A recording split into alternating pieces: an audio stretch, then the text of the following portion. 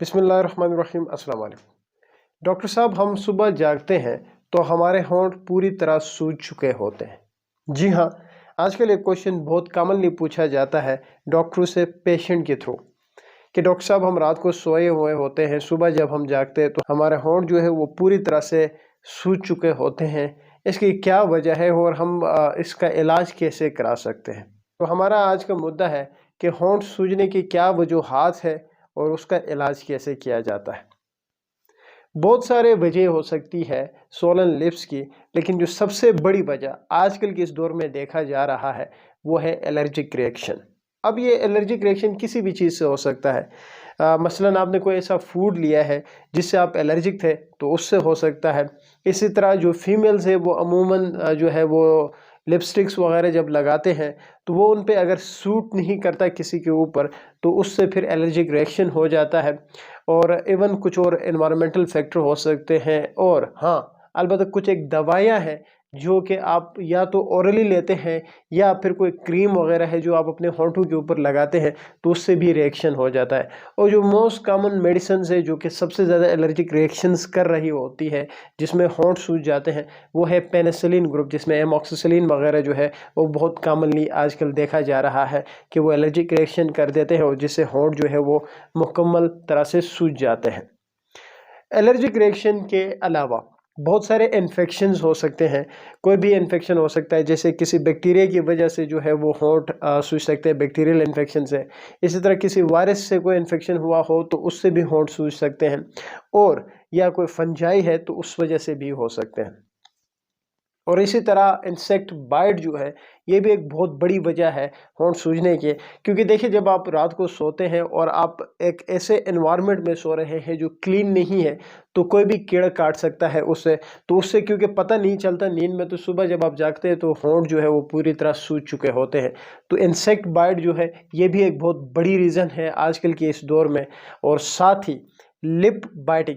पहले इस तरह होता था कि जब भी कोई पेशेंट डॉक्टर के पास चले जाते थे तो सबसे पहला क्वेश्चन डॉक्टर का लिप बाइटिंग के हवाले से होता था कि कहीं आपसे खाना खाते हुए लिप बाइटिंग तो नहीं हुई। तो जो लिप बाइटिंग है, जो ट्रॉमा है, ये पुराने ज़माने में जो है वो सबसे बड़ी वजह बनती थी। लेकिन आजकल के इस दौर में जो है वो एलर्जिक रिएक्शन सबसे बड़ी वजह बन गई है। इसी तरह इन्फेक्शंस हो गए, ये बहुत बड़ी वजह है। और इवन इंसेक्ट बाइट जो है, ये तीन जो है वो इस ज़माने में सबसे बड़ी वजूहात है सोलन लिप्स के। अब बात करते हैं इसके इलाज के ऊपर। इलाज के बहुत सारे तरीके हैं। हमारा मेन मुद्दा है मेडिकली हम इसको कैसे ट्रीट करेंगे। अगली वीडियो में हम बात करेंगे कि होम रेमेडीज़ कौन सी है, घर में बैठे आप बगैर किसी दवाई लिए कैसे इसका इलाज कर सकते हैं। लेकिन इस वीडियो में हम मेडिकली ट्रीटमेंट की बात करते हैं कि कौन सी ऐसी दवाइयाँ हैं जिसके इस्तेमाल से ये जो हमारे होंठ की सूजन है वो ख़त्म हो सकती है।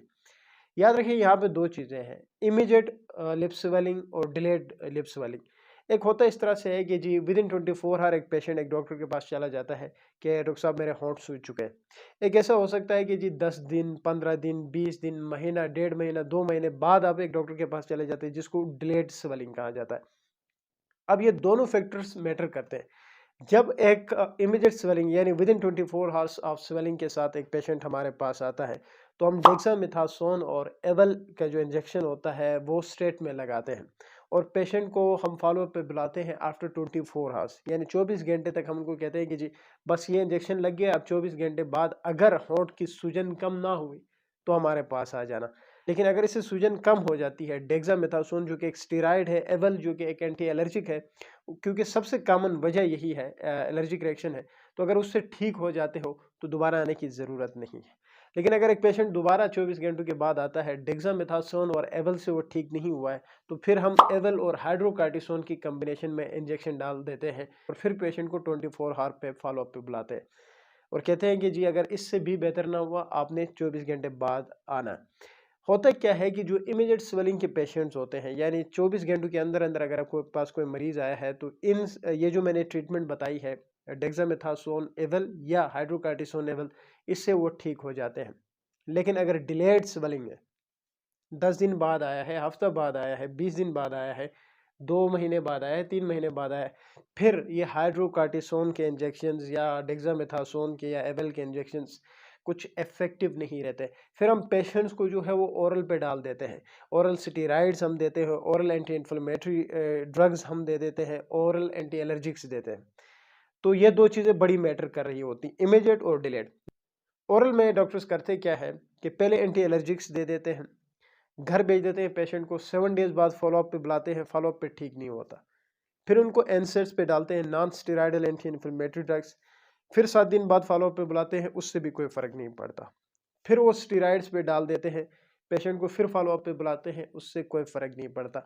यानी आप कह सकते हैं कि जी 7 यानी तकरीबन 15 से 20 दिन की ये ट्रीटमेंट हो, लेकिन उससे भी कोई फ़र्क ना पड़े, तो ये इससे पेशेंट भी सफ़र करेगा और आप भी सफ़र करेंगे।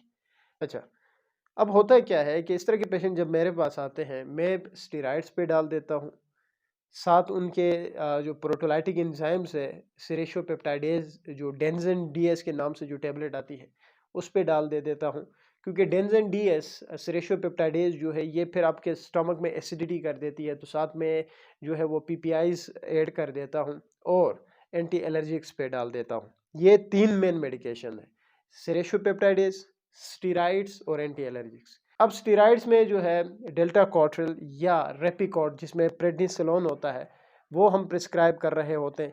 याद रखिए, जब भी किसी पेशेंट को लिप स्वेलिंग के साथ आपके पास आए, आप उसको ओरल स्टेरॉइड्स दे रहे हैं तो टेपर करके देना चाहिए, क्योंकि सडन विड्रॉ से फिर बहुत सारे साइड इफ़ेक्ट्स देखने को मिलते हैं स्टेरॉइड्स के। तो मैं कम से कम क्या कर रहा होता हूँ, पेशेंट को 7 दिन की ट्रीटमेंट पे डाल देता हूँ इन तीनों की कॉम्बिनेशन में। यानी जो स्टेरॉइड्स है, डेल्टा कॉर्ट्रिल, रेपिकॉर्ड जिसमें प्रेडनिसोलोन है, उस पे मैं डाल देता हूँ 7 दिन पे, 7 दिन के ट्रीटमेंट पे डाल देता हूँ टेपर करके।